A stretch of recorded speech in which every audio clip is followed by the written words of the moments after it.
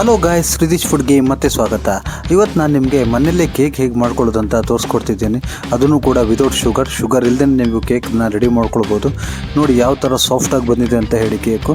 ಹಾಗೆಯೇ ನಿಮಗೆ ಮಕ್ಕಳಿಗೀಗ birthday function ಇದ್ದರೆ, ಇಲ್ಲಾಂದರೆ ಮಕ್ಕಳು ಕೇಕ್ನೆಲ್ಲ ಕೇಳಿದರೆ ಹೊರಗಡೆ ನೀವು ತಂದು ಕೊಡೋ ಬದಲಿಗೆ ನೀವೇ ಮನೆಯಲ್ಲೇ ರೆಡಿ ಮಾಡ್ಕೊಳ್ಬೋದು. ಏನಿಲ್ಲ, ಜಸ್ಟ್ ಒಂದು ಸಿಂಪಲ್ ಒಂದು 4 ಐಟಮ್ ಇದ್ದರೆ ನೀವೇ ಮನೇಲಿ ರೆಡಿ ಮಾಡ್ಕೊಬೋದು ಕೇಕ್ನ. ಇದಕ್ಕೆ ಬೇಕಾಗುವ ಐಟಮ್ ಅಂದರೆ 2 ಬಾಳೆಹಣ್ಣು ಬೇಕಿದ್ದಕ್ಕೆ, ಅದ್ರ ಜೊತೆಗೆ 2 ಮೊಟ್ಟೆ, ಹಾಗೆ ನಿಮಗೆ ಯೋಗಟ್, ಅದ್ರ ಜೊತೆಗೆ ಮತ್ತು ಕೋಕೋ ಪೌಡರ್. ಇದು 4 ಐಟಮ್ ಇದ್ದರೆ ನಿಮಗೆ ಸೂಪರ್ ಆಗಿರುವಂಥ ಕೇಕ್ನ ನೀವು ಮನೆಯಲ್ಲೇ ರೆಡಿ ಮಾಡ್ಕೊಳ್ಬೋದು. ಫಸ್ಟಿಗೆ ಬಾಳೆಹಣ್ಣನ್ನ ಸಿಪ್ಪೆ ತೆಗೆದು ಆ ಬಾಳೆಹಣ್ಣನ್ನು ಚಿಕ್ಕದಾಗಿ ಪೀಸ್ ಮಾಡ್ಕೊಂಡು ಕಟ್ ಮಾಡಿಕೊಂಡು ಒಂದು ಪಾತ್ರೆಗೆ ಹಾಕ್ಕೊಳ್ಳಿ. ಬಾಳೆಹಣ್ಣು ಈ ಥರ ಕಟ್ ಮಾಡ್ಕೊಂಡಾದಮೇಲೆ ಅದಕ್ಕೆ ನೀವು 2 ಮೊಟ್ಟೆನ ಹಾಕ್ಕೊಳ್ಬೇಕು. ಮೊಟ್ಟೆನ 2ನ ಹಾಕಿ ಆದಮೇಲೆ ಅದಕ್ಕೆ ಮೇಯ್ನ್ ಆಗಬೇಕಾಗೋದು ಏನಂದರೆ ಯೋಗಟ್.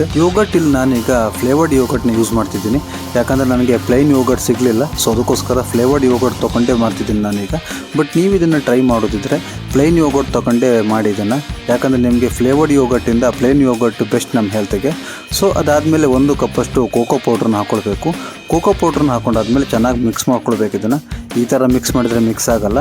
ಸೊ ಅದಕ್ಕೋಸ್ಕರ ಇದನ್ನು ಒಂದು ಮಿಕ್ಸಿಗೆ ಹಾಕ್ಕೊಂಡು ಚೆನ್ನಾಗಿ ಪೇಸ್ಟ್ ಮಾಡ್ಕೊಳ್ಳಿ. ಪೇಸ್ಟ್ ಮಾಡ್ಕೊಂಡಾದ್ಮೇಲೆ ಈ ಥರ ಥಿಕ್ನೆಸ್ಸಲ್ಲಿ ಇರಬೇಕು ಪೇಸ್ಟು.